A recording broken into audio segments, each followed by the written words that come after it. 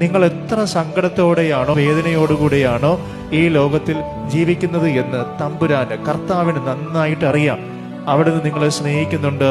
ഈ ലോകത്തിൽ ആരും നിങ്ങളെ മനസ്സിലാക്കിയില്ല എങ്കിലും നിങ്ങളോടുള്ള നിങ്ങളുടെ കർത്താവായ യേശു ക്രിസ്തുവിന്റെ സ്നേഹം ഒരു തരി പോലും കുറയില്ല. ആ സ്നേഹം നിങ്ങളുടെ ജീവിതത്തിൽ എന്നും ഇനിയും നാളെയും നിങ്ങളെ വഴി നടത്താനായിട്ട് പോകുന്നതാണ്.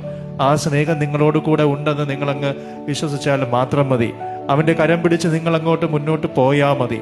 ബാക്കി കാര്യങ്ങളെല്ലാം കർത്താവ് നോക്കിക്കൊള്ളും. ആരുമില്ല, എന്തുകൊണ്ട് എൻ്റെ ജീവിതം ഇങ്ങനെയായി, എനിക്ക് മാത്രം എന്ത് വേദനകൾ എന്ന് നമ്മൾ ചിന്തിക്കുമ്പോഴും കർത്താവ് നമ്മളോട് പറയും, നിന്നെ സ്നേഹിക്കാൻ ഞാനുണ്ട് എന്ന്. സ്നേഹിക്കപ്പെടാനായിട്ട് നമ്മളെക്കുറിച്ച് കർത്താവ് ആഗ്രഹിക്കുന്നുണ്ട്. അതുകൊണ്ടാണ് അവൻ നമ്മെ സ്നേഹിക്കാനായിട്ട് നമ്മുടെ അരികിലേക്ക് വന്നത്. നമ്മൾ അങ്ങോട്ട് പോയതല്ല, ദൈവം നമ്മളെ തേടി വന്നതാണ്.